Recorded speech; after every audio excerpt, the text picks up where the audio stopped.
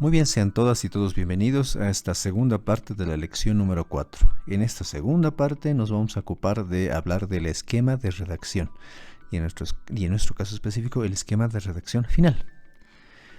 ¿En qué consiste un esquema de redacción? Y eso es algo que quisiera que tengamos muy en claro antes de seguir en este proceso de escribir nuestro artículo científico. Y quiero que entendamos esto a través de una analogía. Un ser humano está constituido por huesos, está constituido por músculos, tendones, órganos, piel, cabello, luego tiene la ropa y otros accesorios, ¿no? Pero lo que sostiene a todo al cuerpo es el esqueleto. Lo que le da forma al cuerpo es el esqueleto, lo que sostiene el esqueleto. Es decir, es impensable que un organismo, que un cuerpo pueda estar andando por la calle sin tener un cuerpo, sin tener un esqueleto. No podría ni siquiera ponerse de pie. Entonces, en ese sentido, el esqueleto es fundamental. Cuando nosotros estamos empezando nuestro artículo científico y nos enfrentamos a nuestra primera página en blanco, puede ser que ya hayamos leído muchísimo, puede ser que tengamos definido lo que queremos, de lo que queremos escribir, cuál es la tesis central de nuestro escrito.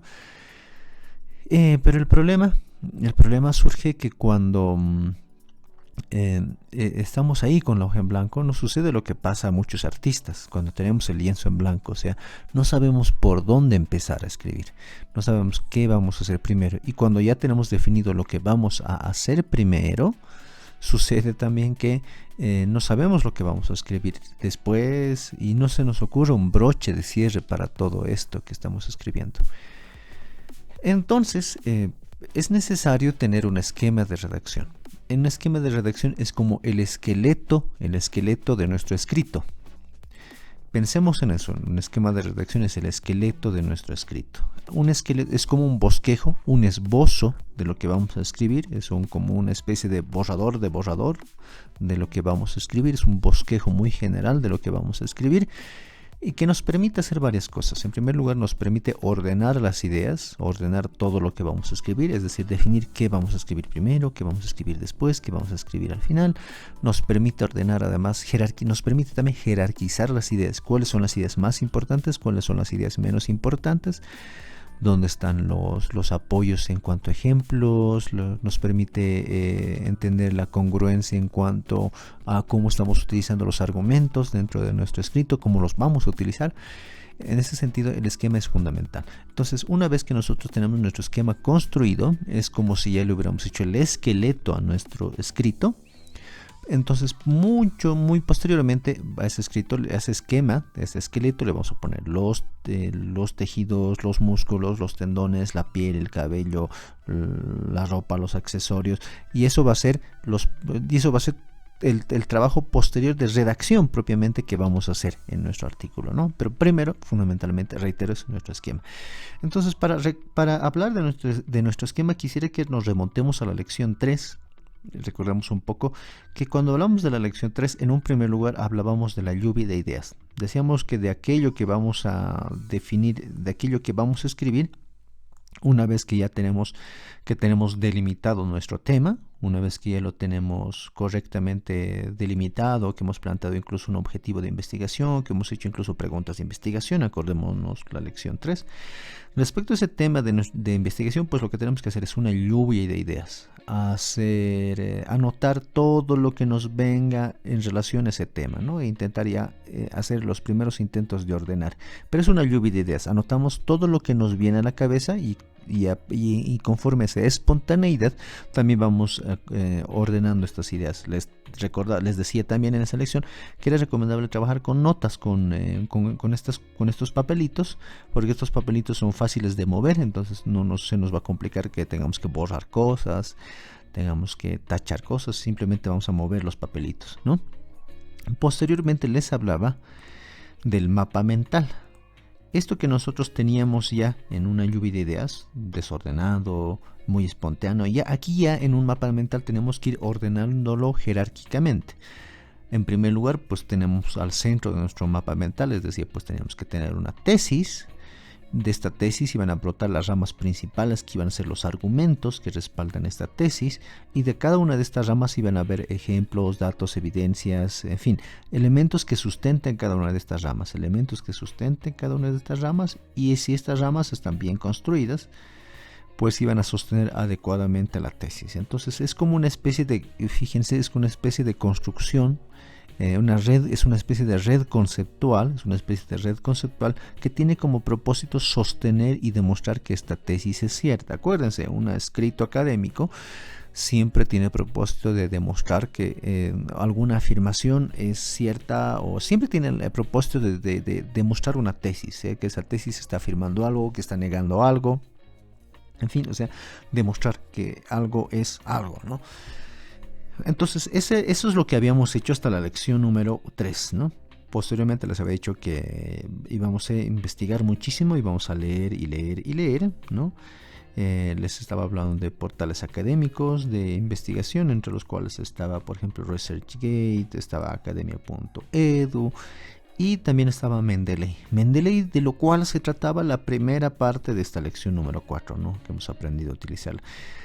Pero de todas formas, siempre el fundamento más importante es leer, leer y leer y leer. O sea, si no hemos leído previamente lo suficiente, no vamos a poder pasar al esquema de redacción, ni mucho menos no vamos a poder pasar a hacer el escrito. En la primera parte de la lección estábamos hablando de Mendeley, qué características tiene Mendeley, cómo podemos organizar nuestros PDFs dentro de Mendeley, cómo podemos hacer lectura de estos documentos digitales, cómo podemos hacer subrayados, cómo podemos identificar los datos bibliográficos, cómo podemos hacer anotaciones que se convierten en fichas bibliográficas, cómo podemos incluso trabajar en grupo, ¿no? De manera colaborativa en proyectos de investigación conjuntos. Entonces todo eso lo estamos viendo en Mendeley. Pero bueno, quiero retornar a esto. Entonces el mapa mental que tú tengas, yo necesito que para esta lección 4 lo vuelvas a tener sea en tu computador, lo tengas en algo físico, porque este mapa mental ahora se va a convertir en nuestro esquema de redacción. Veamos un esquema de redacción de ejemplo. Este es un esquema de redacción. Vamos a ver primero los elementos de forma para luego concentrarnos en los elementos de fondo. Yo le he puesto algunos colores que después van a entender el porqué de estos colores. No es necesario que ustedes utilicen estos colores, simplemente a mí me van a servir para explicarles algunas cosas. No es necesario que tengan estos colores. Fíjense, veámonos. En primer lugar, pues parece un índice, el índice de un libro. Evidentemente eso parece, parece el índice de un libro, solamente que aquí no tiene, aquí están como que los subtítulos, los subtítulos, pero aquí no están los números de página. Si aquí estuvieran los números de página en los cuales se ubica cada subtítulo, pues ahí sí sería un índice. En cuanto a forma, parece un índice, pero veámoslo un poquito más a detalle.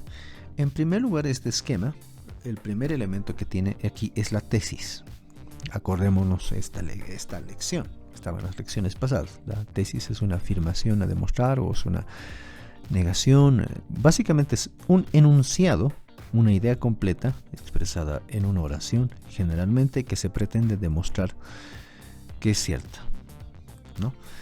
Por ejemplo, en este caso la tesis que yo estoy utilizando para este esquema es: el tránsito de lo oral a lo escrito no representa una contradicción, sino más bien es un potencial epistemológico para desarrollar metodologías de investigación innovadoras desde la oralidad indígena.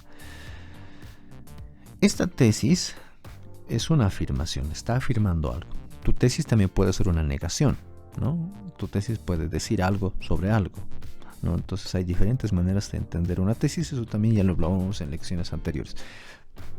Pero ¿qué estoy intentando yo demostrar en esta tesis? Yo estoy diciendo que pasar todos los registros orales, es decir, toda la memoria oral, todos los registros orales que existen en nuestras sociedades, por ejemplo, ancestrales, pasar todo eso a lo escrito, del soporte oral al soporte escrito, no es una contradicción, porque mucha gente piensa que lo oral se tiene que quedar en lo oral y que sería raro que lo oral pase a lo escrito, porque lo escrito es como que le da la contra a lo oral.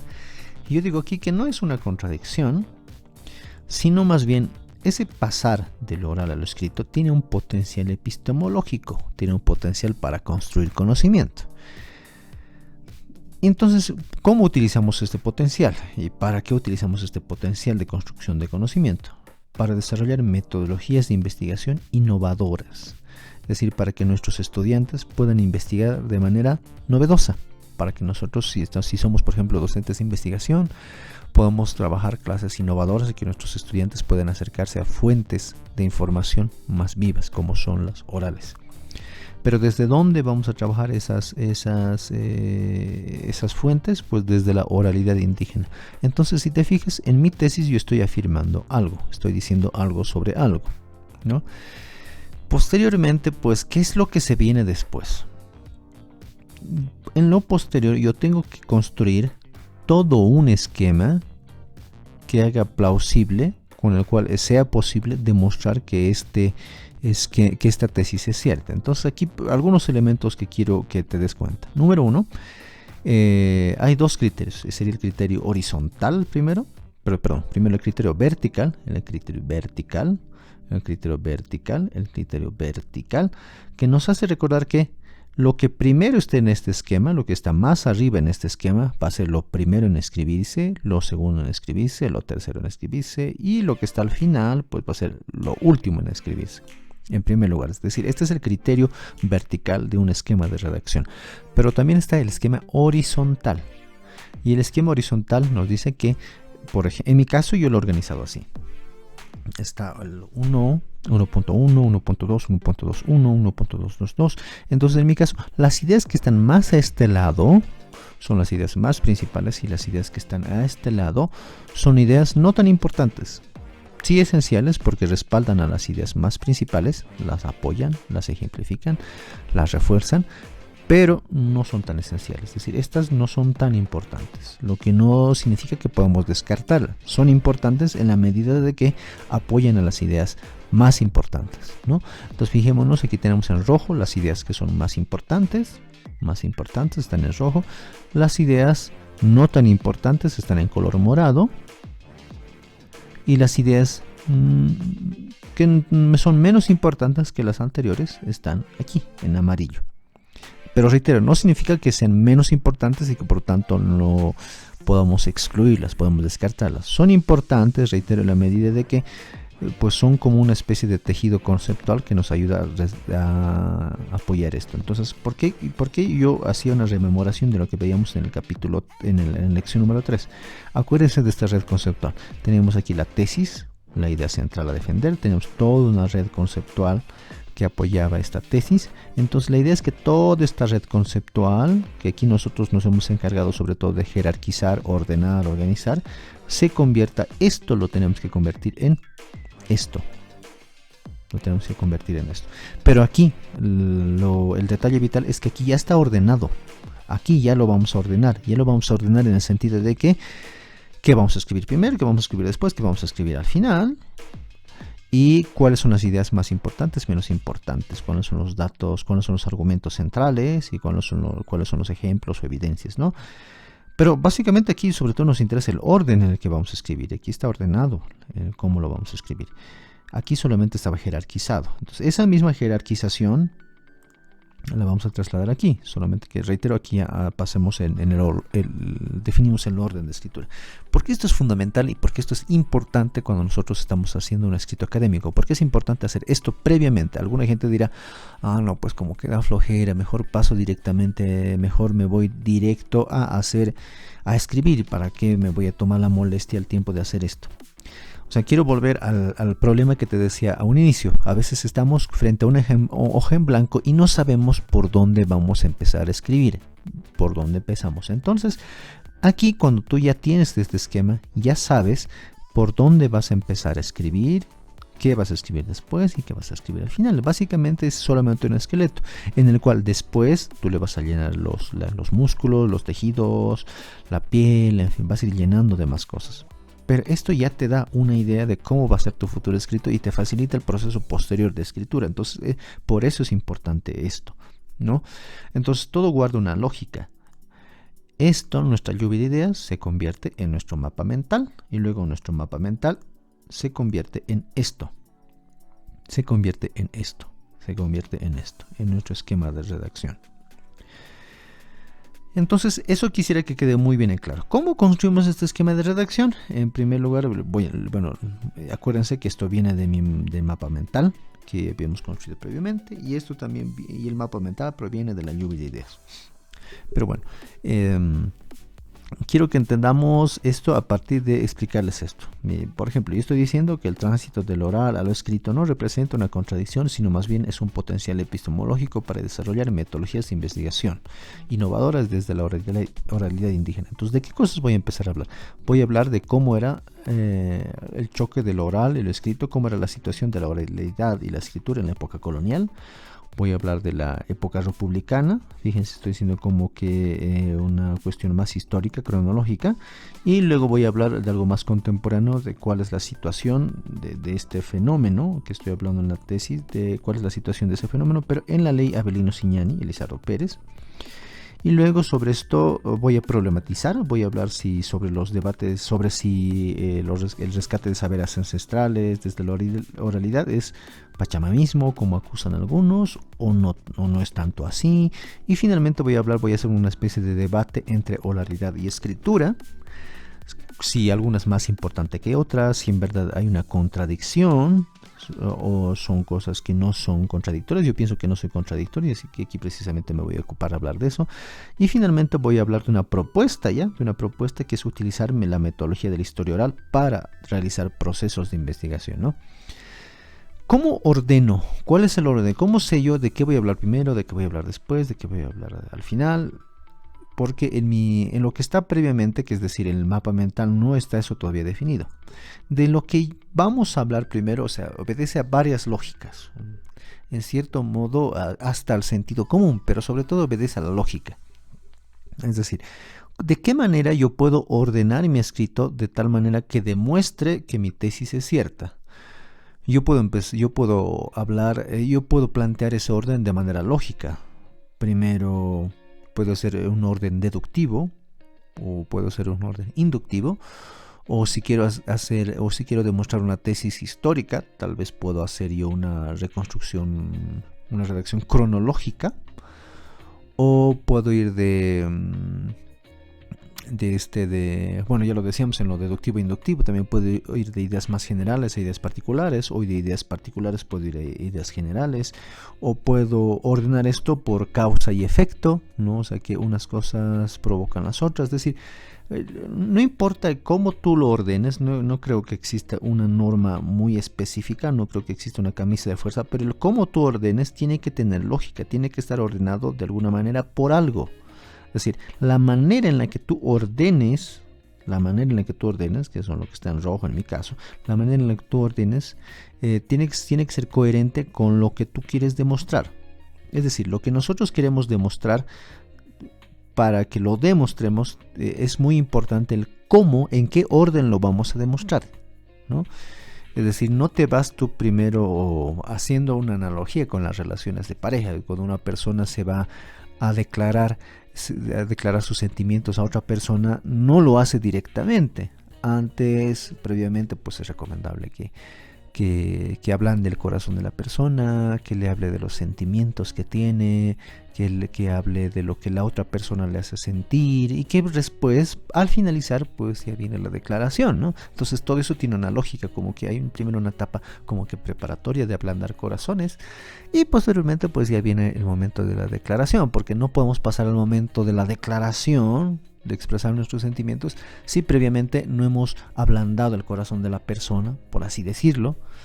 Estoy simplificando un poco el proceso romántico, digamos, pero bueno, es decir, si te das cuenta, primero ablandamos el corazón de la persona y luego recién expresamos nuestros sentimientos.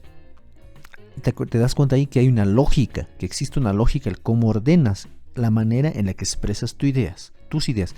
Entonces, desde esa misma pensamiento, desde esa misma concepción, pues para demostrar esta tesis también tiene que haber una manera en la que yo ordeno mis ideas para demostrar esa tesis. Es decir, no solamente cuentan las cuestiones de fondo, sino también cuentan las cuestiones de forma, en forma de ordenar qué escribo primero, qué escribo después y qué escribo al final, tiene que tener una lógica, y entonces eso es algo importante. ¿Cómo saber si que tiene lógica? Pues el proceso es simplemente revisarlo una y otra vez. Y si tienes a tu docente de investigación o a una persona que tiene mucha experiencia en investigación, en escritura, pues puede también ayudarte, ¿no? Entonces siempre es recomendable acudir a una persona que tenga más experiencia que tú, ¿no? O simplemente, si es que no tienes esa posibilidad, pues revisar una y otra vez tu esquema, el orden de tu esquema de redacción, el criterio vertical de tu esquema de redacción, para ver si tiene coherencia, ¿no? Para ver si va a poder respaldar tu tesis. Entonces lo primero es eso, definir qué vamos a escribir primero. Pero fíjense, veámonos de qué yo voy a hablar y entendamos este esquema. Veamos, yo estoy hablando de que, bueno, esta tesis, para demostrar esta tesis, yo primero voy a hablar de la época colonial. ¿Cómo era la época colonial? Entonces, ¿de qué voy a hablar en la época colonial? Voy a hablar de cómo eran los registros de escritura en América y en Europa. En América pues existían no los registros de escritura como los conocemos hoy nosotros, sino existían registros, por ejemplo, se escribía en los quipus, se guardaban memoria histórica en los cantos, en las obras de teatro, en los tejidos, mientras que en Europa sí existían los registros literales, las letras como hoy las conocemos. Lo cual no significa que unas sean más avanzadas que otras, sino que simplemente desde el punto de vista de la antropología más moderna, que cada cultura pues ha ido creciendo en función a sus necesidades muy particulares, ¿no? Posteriormente voy a hablar de los choques de registros literal y orales, de cómo han chocado las letras con la oralidad, ¿no? Aquí dentro voy a hablar de la imposición de registros, cómo lo literal se ha terminado imponiendo a lo oral. Después voy a hablar de la clandestinización de lo oral, es decir, cómo después de esa imposición, la oralidad ha pasado a estar oculta, a ser clandestina, ¿no? Para seguir sobreviviendo frente a las letras, frente a la literalidad. Entonces, como una técnica de sobrevivencia de nuestros pueblos indígenas. Y después voy a hablar de la resistencia creativa, que voy a decir, pues no solamente si nos hemos quedado en el choque de registro, sino que también se ha hecho resistencia creadora en América.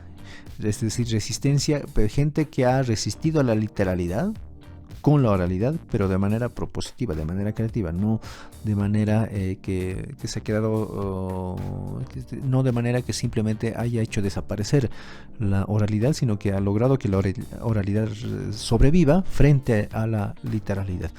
Para eso voy a utilizar dos ejemplos, que son Garcilaso de la Vega, que pues ha utilizado las memorias orales de sus abuelos para reconstruir una versión entre comillas alternativa de la historia inca, ¿no? Entonces él ha logrado conciliar como que lo oral y lo escrito. También voy a utilizar el registro Huarochiri, que es un ejemplo también de cómo se ha desarrollado esta resistencia creadora.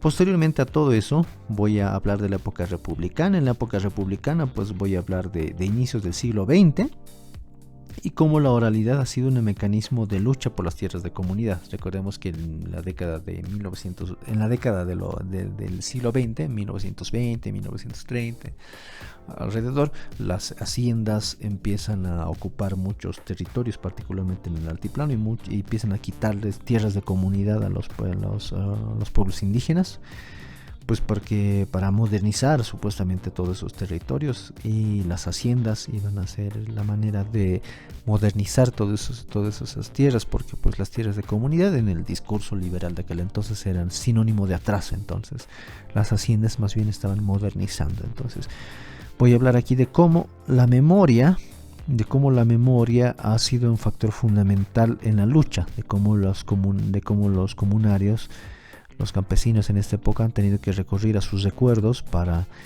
recordar todas esas luchas anticoloniales de siglos atrás. Y voy a hablar particularmente cómo surge los caciques apoderados, que eran autoridades indígenas de sangre. Un cacique apoderado podía llegar a serlo solamente si su abuelo era un cacique apoderado. Y en este caso, miren, incluso puedo seguir haciendo crecer mi esquema y puedo hablar de Santos Marcatola, y puedo hablar de otros, ¿no? Otros líderes, ¿no? Santos Marcatola era un cacique apoderado que precisamente se ha encargado de luchar se ha encargado de luchar por sus tierras de comunidad y como un bloque, y luego en otro bloque puedo hablar pues de los otros caciques apoderados, puedo hacer mención a otros. Pero finalmente, ¿yo qué me voy a quedar en la lección aquí? Pues que esos caciques apoderados y toda esta lucha comunal ha hecho que los comunarios se den cuenta que las letras eran importantes, que la oralidad era fundamental para traer al presente sus proyectos de lucha, pero que ellos necesitaban aprender a leer y escribir. Hay que recordar que Santos Marcatola era un líder, un cacique apoderado que luchó por las tierras de comunidad de varios pueblos, pero que Santos Marcatola, ojo, según la reconstrucción del taller de historia oral andina, era alguien que no sabía leer ni escribir. Veamos el dato. Entonces, según todas estas reconstrucciones, pese a que él no sabía leer ni escribir, pues era muy bueno memorizando, y según los testimonios encontrados para reconstruir su bibliografía, él se conocía de memoria cada uno de los documentos que guardaba, porque miren, es que los caciques apoderados, la lucha que ellos hacían por recuperar, por preservar las tierras de comunidad, era sobre todo legal. O sea, sí había una lucha más de fuerza, pero también había una lucha legal. ¿Qué es lo que hacían los Santos Marcatola junto a otros indígenas? Pues buscaban los títulos de propiedad de la época colonial, los títulos que la corona española le había dado a las comunidades y que ahora la república naciente estaba desconociendo y que le quería quitar esas tierras de comunidad. Entonces Santos Marcatola inició una serie de juicios, una serie de procesos al Estado para preservar esas tierras de comunidad, y un arma legal eran precisamente esos documentos de propiedad de la época colonial. Entonces los indígenas en todo este proceso se dan cuenta de que el leer y escribir era fundamental, ¿no? Que es una cosa aquí importante, y después vamos a entender por qué. Sobrevivencia de la oralidad. Pues aquí voy a hablar de cómo la oralidad, incluso hasta el día de hoy, sigue sobreviviendo en expresiones culturales, donde hay costumbres que se pasan de generación en generación, sobre todo por la vía oral.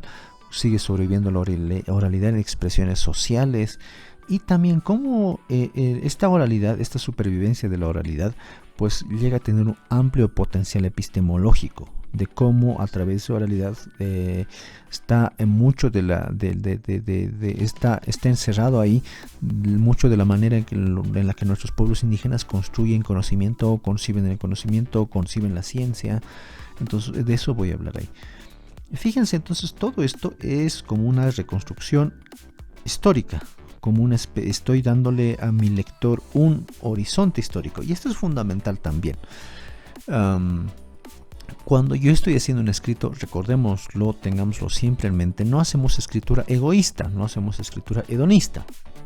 La escritura que hacemos nosotros siempre es para los otros, siempre es para el lector.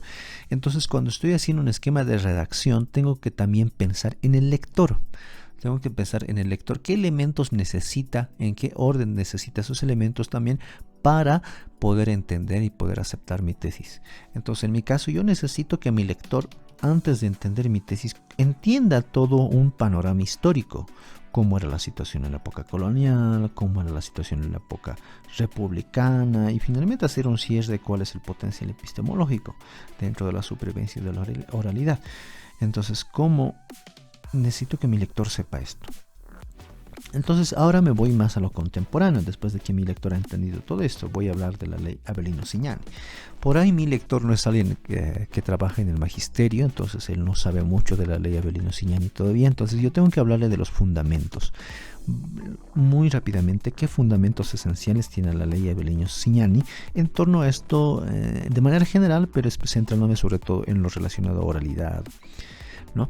Pero centrándome sobre todo en este segundo elemento, los saberes ancestrales. Entonces yo voy a hablar desde la ley Avelino-Signani cómo se definen los saberes ancestrales y qué facetas educativas tienen los saberes ancestrales. Y en esto la ley 070 tiene un bagaje muy amplio y tiene mucha riqueza, ¿no? Entonces voy a poder hablar bastante de esto. Y posteriormente, dentro de este análisis que voy a hacer de la ley Avelino-Signani, voy a hablar de la oralidad. ¿Qué rasgos tiene la oralidad? Esta transmisión oral de generación en generación. Y cómo coadyuva al proceso educativo comunitario. De qué manera la oralidad también es un proceso educativo comunitario, es un proceso educativo conjunto. Entonces, Aquí voy a intentar, fíjense, lo que he hecho aquí es una perspectiva histórica. Aquí una perspectiva desde la ley Avelino Signani, para que mi lector entienda que me estoy situando desde la ley Avelino Signani. Pero yo no me voy a conformar con que mi lector sepa esto. Ahora yo voy a problematizar. Lo voy a enredar. En mi escrito lo voy a enredar a mi lector. Le voy a complicar un poco la vida. No con el ánimo de que deje de leerme, sino con el ánimo de que le despierte incluso más curiosidad, algún dilema que él vea. Entonces enseguida voy a hablar de pachamamismo o rescate de saberes ancestrales. ¿Por qué hablo de esto? Está en forma de pregunta, y eso le voy a preguntar también a mi lector. ¿Qué le parece esto de los rescates de saberes ancestrales, de la oralidad? ¿Le parece que es puro pachamamismo o de verdad es rescate de saberes ancestrales? ¿Qué es pachamamismo, no? Muchos pensadores críticos a la ley 070 y a las políticas del gobierno del movimiento al socialismo, a las políticas educativas. Muchos pensadores críticos decían que esto de rescatar saberes ancestrales era simple pachamamismo, es decir, que todos estos saberes simplemente se folclorizaban y se banalizaban, ¿no? Y solamente se los tocaba de manera superficial, pero no se analizaban los elementos de trasfondo, la importancia epistemológica de esas cuestiones que se pretendían rescatar. Y ellos lo llaman pachamamismo, incluso algunos lo llamaron pachamamadas en algún momento, ¿no? Pero entonces yo quiero darle un poco ese debate, yo quiero transmitirle a mi lector. Para eso, en primer lugar, voy a hablar de las autonomías desde la Constitución Política del Estado, y voy a hablarles desde el currículo regionalizado, desde la ley 070. Se supone que en las comunidades campesinas, indígenas originarios, se tiene que hablar de un currículo regionalizado, pero yo voy a hablar de que eso no se está concretando, voy a hablar de que esa concreción es muy difícil, ¿no? Voy a darle a mi lector elementos suficientes para demostrarle que la concreción del currículo regionalizado, a partir de esta lógica de autonomía, desde las autonomías, no se está concretando, ¿no? Entonces voy a hablar de las dificultades que tiene, porque uno de los elementos esenciales cuando hablamos de saberes ancestrales es justamente entender qué es el currículo regionalizado. Posteriormente, después voy a hablar de la crítica al pachamamismo. Voy a hablar de eso que hace un instante les adelantaba. Esas críticas que hacen los teóricos a la ley 070 y a las políticas educativas del movimiento al socialismo, ¿no? Entonces voy a hablar del estigma, voy a hablar en primer lugar del mito del buen salvaje. Según estos críticos, pues decir que el indígena es bueno, que el indígena tiene la solución a los problemas del mundo, los tiene ahí en la chuspa o guardado por ahí en algún lugar, y que está en armonía con la madre naturaleza y que es totalmente bueno, pues estos críticos lo llaman el mito del buen salvaje, ¿no? Rescatado de las ideas de Rousseau hace bastante tiempo. Bueno, voy a hablar bastante de eso. Y voy a hablar también cómo esto del rescate de saberes ancestrales pues tiene un estigma político partidario, ¿no? Como pareciera que estos procesos que deberían ser netamente epistemológicos están demasiado confundidos con lo político partidario. ¿De qué manera? No hablo de política, sino hablo de consigna política partidaria, ¿no? Cómo están demasiado confundidos. Y finalmente voy a hablar de cómo este potencial epistemológico, este potencial para construir conocimientos que tienen estos saberes ancestrales, pues se ha folclorizado. O sea, al decir folclorizado me refiero que todos estos saberes ancestrales está como que bien para sacarse fotitos, bien para ir a bailar un ratito en alguna fiesta, pero no se llegan a entender de fondo, no se llega a entender ese trasfondo epistemológico, sino que simplemente se queda en lo bonito, en lo interesante, con lo que se debe sacar fotos, pero ya nada más, ¿no? Entonces todo eso voy a hablar en esta crítica al pachamamismo, pero voy a hacer también una especie de balanza, y en el otro lado de la balanza voy a hablar de esta defensa de los rescates de rescate de saberes ancestrales, ¿no? Un pensador que voy a utilizar aquí es, por ejemplo, Atahualpa Oviedo, y Atahualpa Oviedo hace una crítica precisamente a estos críticos, ¿no? A estos críticos que tachan estos rescates de saberes ancestrales, los tachan de pachamamismo. Entonces, desde las ideas de Atahualpa Oviedo voy a criticarlos también a ellos, ¿no? De manera tal que en todo este bloque, lo que voy a hacer es darle a mi lector los elementos suficientes para situarlo en un debate, para situarlo en este debate, y para que él se dé cuenta de que no es que se trata de pachamamismo, ni que tampoco es una cuestión tan ancestral idealizada, sino que es como que un punto intermedio. Entonces le estoy dando estos dos elementos, uno que está como que en contra y otro que está como que a favor, para pues que para situarlo a mi lector como que al medio, ¿no? Aquí fíjense, pues hubiera yo puesto más ideas, no lo hice, hubiera puesto más ideas, por cuestiones de tiempo no lo hice, entonces hubiera puesto más ideas, no es que no las haya querido poner, porque si quiero criticar esto de manera consistente, debo poner aquí también elementos que pues puedan criticar todo eso de manera consistente, ¿no? No puedo hacerlo así de manera superficial. Entonces, a ver, permíteme, y esto.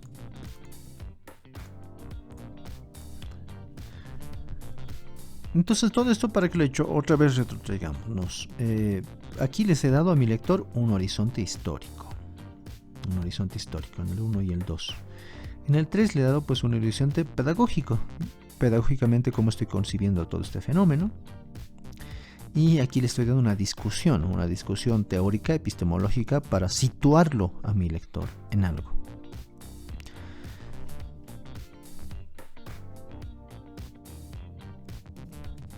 Enseguida voy a hablar pues voy a hacer una especie bueno, después de haber puesto todos estos elementos sobre la mesa para mi lector, enseguida voy a hacer más agudo el debate, y voy a hablar de la oralidad contra la escritura. De qué manera, si pues de verdad la oralidad es algo que le dé la contra a la escritura, y viceversa, si la escritura le da la contra a la oralidad. Porque según algunos, pues esto sí sucede, ¿no? Entonces voy a hablar de un debate, voy a hablar de esos debates. Entonces dentro de esos debates voy a hablar de las características que diferencian y características que son iguales entre la oralidad y la escritura, intentando un poco pues ver si de verdad si hay diferencias o si son más importantes y más grandes las cosas que tienen en común. Y voy a hablar de las contradicciones aparentes, porque mi opinión es que no hay contradicciones. Esas contradicciones son solamente en apariencia, en torno a pasar de la oralidad a la escritura. Entonces ahí voy a pretender, en ese fragmento voy a demostrar cómo esto es solamente apariencia, para que luego en el 5.2 voy a hablar de la conciliación. Ahí voy a demostrar ya de manera más incisiva que todo esto es un falso debate, que en realidad no hay enfrentamiento entre la oralidad y la escritura, que tienen muchas más cosas en común que diferentes, y que más bien pasar de lo uno a lo otro tiene mucho potencial epistemológico.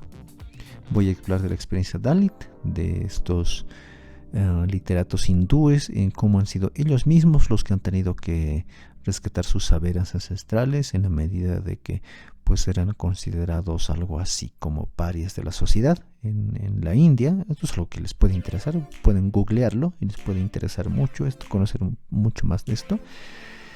Y finalmente voy a hablar que lo más importante es de dónde se escribe. No es tanto si utilizamos lo oral o utilizamos lo escrito, no es tanto si es una contradicción o no, sino que no hay un debate, sino que lo más importante es que desde dónde estamos escribiendo, con qué intención escribimos algo, con qué intención esos saberes ancestrales lo pasamos a lo escrito, con qué intención, para qué, por qué, para quiénes, la intencionalidad de la investigación, eso es lo importante. Entonces estoy diciendo la intencionalidad del por qué escribimos, de la escritura, de la investigación.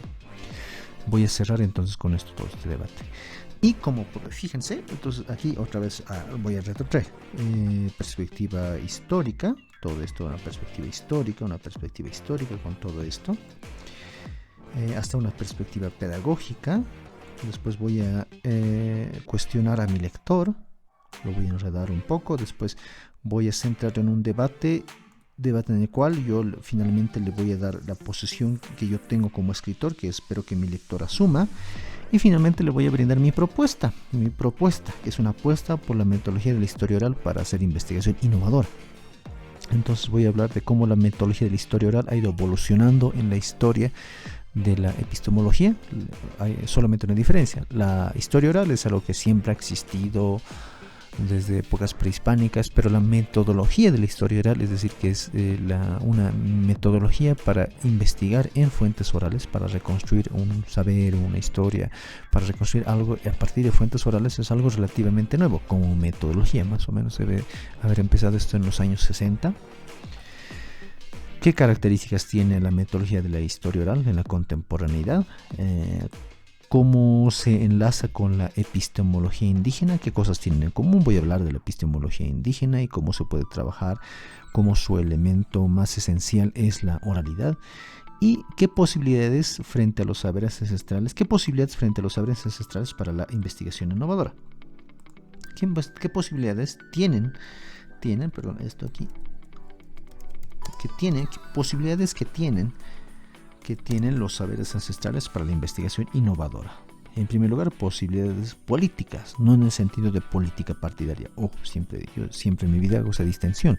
No es lo mismo política en un sentido amplio, en un sentido más profundo, no es lo mismo que política partidaria, ligado más a un partido o varios partidos políticos. Entonces estoy hablando de posibilidades políticas, política entendido en un sentido amplio, profundo, de los saberes ancestrales, posibilidades políticas de los saberes ancestrales, posibilidades técnicas de los saberes ancestrales para la investigación, posibilidades éticas para la investigación de los saberes ancestrales, es decir, cómo los saberes ancestrales también le pueden aportar el componente ético a los procesos de investigación que estamos desarrollando. Y los procesos técnicos, esto es muy importante, ¿no? Como también la metodología de la historia indígena, la metodología de la historia oral y el rescate de saberes ancestrales, pues puede hacer que nuestros estudiantes o personas con las cuales estemos trabajando metodología de la historia oral, pues también puedan entender también elementos técnicos de la investigación, ¿no? Pueden entender elementos técnicos de la investigación. Y finalmente, como la metodología de la historia oral y los saberes ancestrales puede hacer que nuestros estudiantes comprendan el potencial y las posibilidades epistemológicas, es decir, más de fondo, más de trasfondo de todos estos procesos de investigación. Entonces, con todo esto yo voy a lograr que mi estudiante entienda procesos más complejos, elementos más complejos, desarrolle habilidades metacognitivas incluso en relación a la investigación. Entonces, fíjense qué es lo que he hecho. Voy a hacer una retrospectiva. Primero, mi tesis, ahí está. Después voy a hablar de un horizonte histórico para demostrar que esta tesis es cierta. Voy a darle un enfoque desde la ley 070. Voy a cuestionar incluso aquí la ley 070. Voy a hablar de un debate en torno al pachamamismo, pros y contras, por así decirlo. Me voy a centrar todavía mucho más en el debate. Voy a hablar de oralidad contra escritura después, pero yo voy a dar mi posición, voy a argumentar con mi posición, y finalmente voy a hablar de esta apuesta, de esta propuesta educativa, ¿no? Entonces, todo esto para demostrar que esto es cierto, ¿no? Entonces, es fundamental en principio que yo entienda esto. O sea, tal vez esta explicación ha sido un poco larga para entender este esquema. El propósito de esta lección no es explicar este tema de la oralidad y la escritura de los saberes ancestrales. Este no es el propósito de esta lección. El propósito de esta lección es que podamos entender cómo concebimos un esquema de redacción, cómo yo estoy concibiendo en este caso un esquema de redacción, para que tú en casa puedas hacer lo mismo con tu tema de investigación, con tu tesis de investigación y con el mapa mental que tú tienes. Cómo eso puedes vaciarlo en un esquema de redacción. ¿Bajo qué lógica? Es decir, te he explicado yo mi lógica. Tú puedes tener una lógica similar, una lógica muy diferente, pero también lo tuyo, como planteas, tiene que tener una lógica. Creo que de eso se trata. Pues ahora toca el siguiente paso, y es que vamos a utilizar lo que hemos aprendido en la primera parte de esta lección 4 en el trabajo en Mendeley para ir pasando nuestras fichas de redacción para pasar nuestras fichas bibliográficas a este esquema, ¿no? Entonces, solamente quiero recordar esto. Veamos. Pues en Mendeley yo he abierto dos documentos, es este y este que he abierto. Pues he hecho subrayado de muchas cosas dentro de estos dos documentos. También he creado notas, ¿no? Vamos a mis notas haciendo clic aquí. Una nota creé aquí Y creé aquí también una nota. Bueno, los documentos de ustedes van a tener muchísimas más notas. Yo solamente he creado estas dos de ejemplo para lo que se viene a continuación. Entonces, ¿yo qué hago? Vuelvo a mi esquema. Esto les decía que es un esqueleto, entonces ahora nos toca poner este esqueleto los tejidos y los músculos en un primer momento, los tejidos y los músculos. Entonces eso significa que en cada uno de los apartados aquí vamos a ir insertando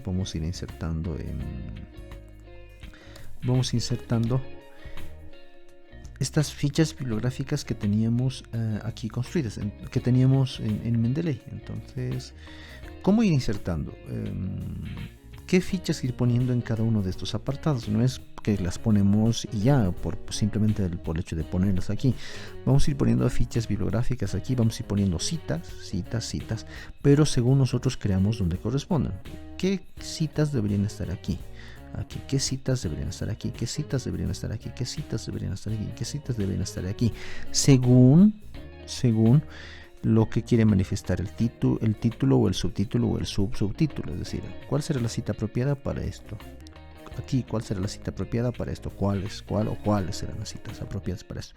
Entonces, si tenemos el esqueleto bien construido, solo nos queda acomodar bien nuestras citas, y esto de las citas bibliográficas las tenemos trabajadas en Mendeley.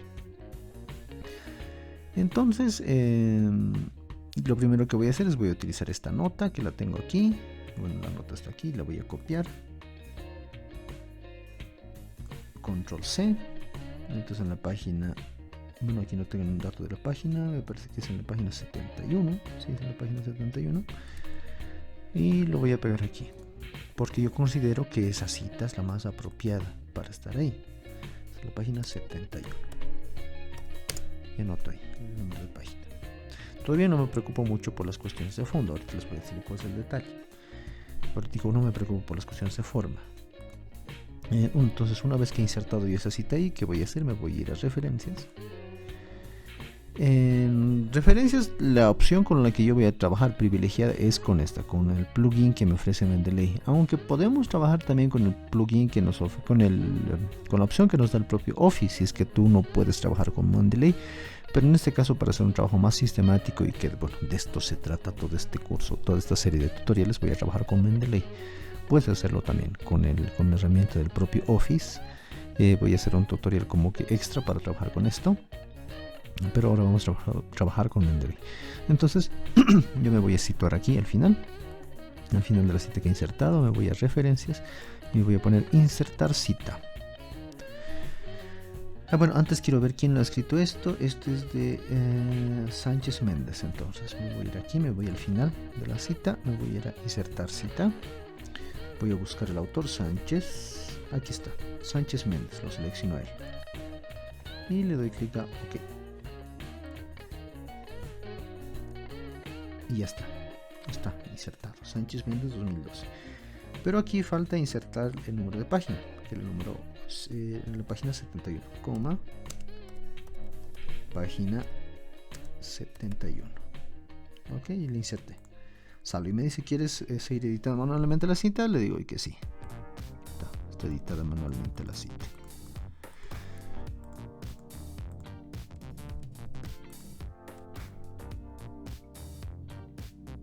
Lo que voy a hacer entonces ahora es insertar el número de página, pongo coma, abrevio página, punto 71. Entonces ya inserté, me salgo de ahí, me dice, ¿quieres me sale este cuadro de diálogo? Yo simplemente lo cierro. Ahora entonces toca insertar el número de página, 2012, coma, página, abrevio página, 71. Ya, entonces me salgo de lo que he hecho. Ahora toca entonces insertar el número de página, coma, abrevio página, punto 71. Listo, me voy a salir de esto, voy a dar clic afuera. Me dice, ¿quieres seguir manteniendo la citación manual? Entonces yo le voy a dar a sí, keep manual edit, ya está. Y bien, acuérdense que como lo estaba explicando, o sea, pongo el cursor encima de esto y es un elemento interactivo ya, lo pulso simplemente aquí y se marca en color plomo. Eso significa que he hecho un buen trabajo de insertar esta cita de manera automatizada, ¿no? Entonces voy a borrar todo lo que tenía aquí. Este frago no lo borro. Ahorita les voy a explicar después por qué no lo estoy borrando, porque esto se llama cita de cita. En realidad todo esto no es una idea de Sánchez Méndez, sino es una idea que Sánchez Méndez ha tomado de frago. No es una idea que ha tomado de frago. Después les voy a enseñar a trabajar con esto en otra de las lecciones. Pero mientras, aquí tengo la fuente de donde salió esto, la fuente que yo encontré, que es Sánchez Méndez 2012, página 71. Aquí voy a utilizar, voy a irme a otro documento donde también yo tengo lo que me interesa, que es este. Entonces yo tengo aquí elaborada mi ficha. Entonces en la página 239, ahí está. Aunque acuérdense, es mejor recomendable que yo ponga aquí la página 239. Entonces yo lo pongo aquí. Voy a copiar toda mi cita, control C. Voy a darle aquí pegado especial. Ya está. Entonces este documento era de Agnoli, Quispe Agnoli. Ya, entonces otra vez posiciono al final. Voy a darle clic en insertar cita. Voy a buscar ahí en la base de Quispe. Ahí está, Quispe Agnoli, y selecciono. Ok. Ya está. Otra vez voy a editar el número de página, pongo coma, abrevio página 239. Ya está, salgo de ahí. Le doy clic aquí. Ya está. Y esto voy a borrarlo. Esto porque ya puse en la cita que es página 239. Entonces ahí está. Página 239. Ya está. Y fíjense. Entonces voy a ir insertando en todo este esquema citas con ese mismo procedimiento. Acuérdense, no inserto cualquier cita, sino voy insertando citas que estén de acuerdo al contenido, o sea, a una cuestión bien que entendamos nuevamente la lógica. Tengo una tesis que defender. Para defender esa tesis necesito un conjunto de argumentos, evidencias, pero para plasmar eso en la realidad necesito en primer lugar un esquema de redacción, que es todo esto. Ahora, para nutrir ese esquema de redacción yo necesito insertar citas. Estamos trabajando en un artículo en base a revisión bibliográfica, ¿no? En base a revisión bibliográfica. Pueden haber otro tipo de artículos, pueden haber artículos que tengan como base experimentos o más cuestiones un poco más vivenciales, no sé, pero es decir, nuestro artículo es en base a revisión bibliográfica, básicamente, sobre todo el que les estoy dando el ejemplo en este momento. O sea, tú puedes trabajar también tu artículo con citas de entrevistas que hayas hecho, e irlas insertando estos fragmentos de entrevistas, también puedes hacer eso, ¿no? Pero en nuestro caso estamos trabajando con, en este caso, únicamente bibliografía. Ya, entonces tenemos, vamos a hacer lo mismo con todos los componentes de este esquema. Yo tengo aquí un esquema, fíjense, yo ya tengo todo esto trabajado. Miren, en cada uno de los elementos de este esquema de redacción he ido insertando citas que respaldan ese elemento del esquema.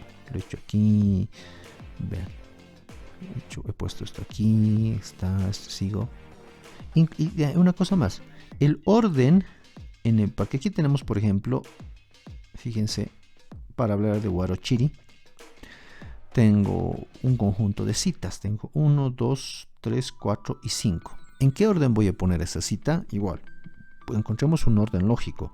¿Cuál de las citas sería conveniente que ponga primero para hablar de Huarochirí? ¿Cuál de las citas sería conveniente que ponga el segundo para hablar de Huarochirí? ¿Cuál sería conveniente en tercer lugar? ¿Cuál cita sería conveniente como última? Entonces, si voy a insertar varias citas, tengo que también preservar las cuestiones de orden. ¿Cuál cita va primero? ¿Cuál cita va después? ¿Cuál cita va al final? Lo mismo, ¿no? Bueno, lo he hecho hasta aquí. Aquí ya por cuestiones de tiempo no lo he llenado todavía de citas. Todo esto falta, pero hasta aquí he avanzado. Y bueno, para que ustedes tengan el ejemplo. Ya, tema importante. Cuestión importante. Un artículo científico no debe ser un collage de citas. Hasta aquí podría aparentar que es un collage de citas. No, un artículo científico está para demostrar la tesis que tú tienes, que uno tiene. una tesis a la que ha llegado después de muchos años de experiencia en investigación, años de experiencia laboral, mucho tiempo de reflexión, mucho tiempo de revisión teórica. Uno puede afirmar algo sobre algo, y eso es nuestra tesis. Esa tesis es original, esa idea es original, ese enunciado es totalmente nuestro, original, de nadie más. Eso es lo que nosotros queremos que nuestros lectores acepten, que comprendan, que entiendan. Y para demostrar eso nosotros recurrimos a un conjunto de argumentos, un conjunto de evidencias, un conjunto de ejemplos, un conjunto de testimonios. Y en este caso, para sostener mi tesis, estoy utilizando fragmentos de libros. Entonces, que tengan eso en claro. Nuestra tesis la podemos sostener con las ideas de otros autores, lo que no significa que estemos copiando las ideas de otros autores. Estamos utilizando las ideas de otros autores para defender nuestra tesis. Podemos utilizar las ideas de otros autores, podemos utilizar entrevistas que hemos hecho a las personas, podemos utilizar datos estadísticos de otras instituciones o datos estadísticos que nosotros hemos tomado. Es decir, tomamos mucho dato que no necesariamente es nuestro originalmente, pero para defender una idea propia que nosotros tenemos, ¿no? Eso hacemos. Entonces, estamos utilizando. Después este esquema, que ya está con citas, lo vamos a nutrir, lo vamos a enriquecer, le vamos a poner piel, le vamos a poner tejido, le vamos a poner ropa y le vamos a poner sobre todo nuestras propias ideas. Vamos a enriquecer esto con nuestras propias ideas. Aquí lo importantísimo es que en primer lugar este esquema esté bien construido, que tenga total lógica para defender nuestra tesis y que las citas que están en cada parte de este esquema pues estén igual, muy bien construidas, que estén muy bien acomodadas, que estén por ahí por algo, ¿no? Estas citas, ojo que estamos insertando aquí, pueden ser citas textuales. En este caso tengo solo citas textuales. Cita textual, acuérdense que son fragmentos de los escritos originales que los estoy copiando y pegando tal cual, sin cambiar nada, por eso los estoy poniendo entre comillas. O aquí, fíjense, tengo un fragmento parafraseado. Tengo un fragmento parafraseado. ¿Qué significa parafraseado? Estoy diciendo lo mismo que el autor, pero con mis propias palabras. Pero de cualquier forma sigo respetando la idea original, de donde ha provenido esa idea, ¿no? Sigo respetando al autor original de esa idea, por eso lo estoy citando aquí. Pero esta cita, fíjense, estoy diciéndola con mis propias palabras. Entonces, este esquema puedo llenar tanto con citas textuales como con citas parafraseadas. Pero también este esquema puedo ir aquí haciendo anotaciones de ideas propias, ideas que me vayan surgiendo, ideas sueltas, que yo razone, que piense que pueden ir respaldando algunos de estos subtítulos, ideas propias. O sea, puedo ir anotando aquí, por ejemplo, esto de choque de registros, puedo decir que el choque de registros no solamente era un elemento cultural, sino también uno político. ¿Qué quiero decir? Que no solamente era algo que tenía que ver con la cultura, ese choque de la oralidad y de la literalidad, sino también era reflejo de una imposición política, de un sistema político, el sistema español, que se estaba imponiendo sobre el sistema indígena. Entonces, esto ya no lo tengo que citar, no tengo que poner nada entre comillas, no tengo que trabajar con Mendeley, nada de esto, porque es una idea original mía, ¿no? Propia del quien está escribiendo. Entonces también en muchos lugares puedo ir insertando ideas propias, fragmentos, ideas sueltitas propias, puedo ir insertando. Entonces la idea es que todo este esquema esté así, lleno ya, todo este esquema está escrito, lleno con citas textuales, con citas parafraseadas, con citas sueltas, pero que todas esas citas apoyen al esquema. Una vez que tengo eso hecho, recién puedo pasar a empezar a escribir propiamente mi artículo científico. Si este esquema está bien hecho o mal hecho, te puede ayudar mucho tu docente de investigación, te puede ayudar mucho algún experto que conozcas en investigación y te puede decir si está bien hecho, si está mal hecho, si tus fuentes son si tus fuentes no son muy útiles, si tus fuentes son muy útiles, tal vez estás tomando bibliografía que es muy básica o bibliografía que no te apoya mucho, o estás tomando autores que tal vez lo expresan de manera incorrecta estas ideas, ¿no? Es decir, lo que importa siempre es consultar fuentes de calidad, citas aquí que sean de calidad, ¿no? Entonces, eso es lo importante. Entonces, recién cuando hacemos esto pasamos al momento de la escritura propiamente del artículo científico. Entonces, yo quisiera que tú ya tuvieras este esquema, Y con eso estaríamos cerrando la lección 4, la segunda parte de esta lección 4, que era en primer lugar, la primera parte era el trabajo con Mendeley y la segunda parte de esta lección 4 era nuestro esquema de redacción final. Entonces tú tendrías que tener algo más o menos así. No, algo más o menos así. Bueno, aquí acaba esta lección 4. Será hasta la lección número 5. Hasta luego. Chao, chao.